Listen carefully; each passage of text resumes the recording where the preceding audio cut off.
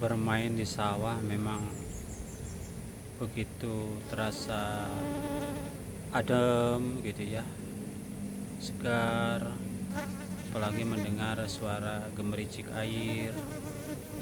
Memang mungkin inilah salah satu kenikmatan atau indahnya hidup di kampung gitu. Melihat sawah airnya penuh gitu ya, kemudian tanamannya tumbuh bagus, rumputnya tidak mengganggu tanaman. Itu memang menjadi catatan tersendiri gitu ketika kita merasakan dan membayangkan bagaimana nikmatnya hidup di kampung ini. Walaupun tentu saja kadang-kadang juga kita menemukan hal-hal lain yang mengganggu ketentraman hidup di kampung. Misalnya kita suka diomongin orang, kemudian juga kita kadang-kadang suka bertemu dengan tetangga yang kurang respon kepada kita, atau juga kadang-kadang kita oh, tidak melakukan apa-apa juga dicurigai. Itu memang hidup di kampung seperti itu, karena di kampung itu masyarakatnya itu masyarakat guyup, masyarakat yang serba ingin tahu urusan setiap keluarga gitu. Dan di kampung itu kadang tidak mau terima orang lain itu apa adanya. Jadi kadang-kadang setiap yang berbeda dengan dirinya itu selalu ingin saja menceritakan kepada orang lain, atau ingin kalau istilah lainnya itu mengganggunya gitu. Jadi kadang-kadang ada orang itu yang tidak mau melihat orang lain tenang, itu di kampung. Makanya orang kota yang mau mencoba tinggal di kampung, siapkan mental itu. Karena kalau tidak kuat mental untuk diomongin di belakang gitu ya, atau juga kadang-kadang itu kita itu dituduh yang bukan-bukan ya, itu kadang-kadang kita pasti, kita itu kadang-kadang naik ampere gitu. Dan kalau tidak bisa kontrol emosi, itu bisa jadi masalah. Padahal memang kita akui, memang masyarakat kampung kebanyakan seperti itu. Lalu bagaimana kita menghadapinya? Ya, menghadapi orang kampung yang seperti itu, ini karena tidak semuanya ya, kebanyakan sih bagus ya, kebanyakan ya mirip-mirip dengan orang kota juga gitu ya.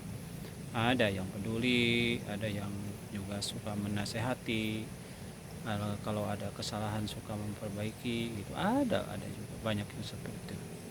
Nah, hanya ketika kita dihadapkan dengan orang yang taruhlah tadi negatif thinking terhadap kita, maka satu-satunya cara yang kita lakukan adalah kita pertama dulu itu harus bersabar, karena pada akhirnya orang tersebut juga mungkin akan berpikir bahwa apa yang dia katakan atau yang dia tuduhkan itu tidak selamanya benar, dengan cara menunjukkan fakta atau bukti yang kita miliki. Adapun mereka sudah kita tunjukkan fakta dan bukti tetap saja seperti itu, nah itu lain cerita. Yang terpenting tinggal di kampung itu, orang lain membenci kita itu bukan karena kesalahan kita. Jadi intinya kesalahan itu tidak ada dalam diri kita. Dengan cara apa? Dengan cara meng-cross check orang tersebut benci kepada kita dalam hal apa. Itu harus kita buktikan, apakah iya kita bersalah atau tidak. Kalau bersalah ya segera kita minta maaf. Kalau itu ada sangkut paut dengan barangnya, kita segera kembalikan misalnya ya, kalau kita pinjam atau menggunakannya. Atau kalau misalnya ada sikap yang kurang disukai oleh dia, segera kita minta maaf. Sudah cukup seperti itu. Adapun orang tersebut tidak juga menerima, minta maaf kita, maka itu adalah urusan beliau ya, urusan mereka masing-masing.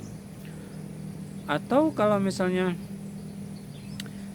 kita itu tidak merasa melakukan apa-apa, tapi tetap juga mereka melakukan atau membenci kita, itu yakin kita tidak melakukan apa-apa tapi dia tetap membenci kita, maka salah satunya adalah kita dengan cara mencoba memberikan sesuatu kepadanya dalam bentuk makanan, dalam bentuk perhatian yang lebih khusus ya. Tapi kalau misalnya itu juga dilakukan tetap saja membenci kita, jadi kuncinya harus dijauhi. Harus dijauhi. Karena itu kunci satu-satunya untuk menghindari pertengkaran. Karena biasanya orang yang membenci kepada kita tanpa alasan, tanpa ada kesalahan, berarti dia memang punya watak untuk selalu ingin membenci orang lain, dan itu yakin bukan cuma kepada kita. Artinya kita tidak usah lagi pusing memikirkan orang tersebut, karena masih banyak juga orang lain yang juga dia benci tanpa alasan yang jelas.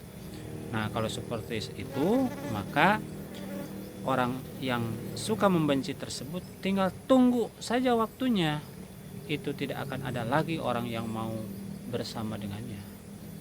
Dan dipastikan orang tersebut akan menyendiri selamanya, karena orang lain tidak akan lagi mau untuk bersama dengan orang tersebut.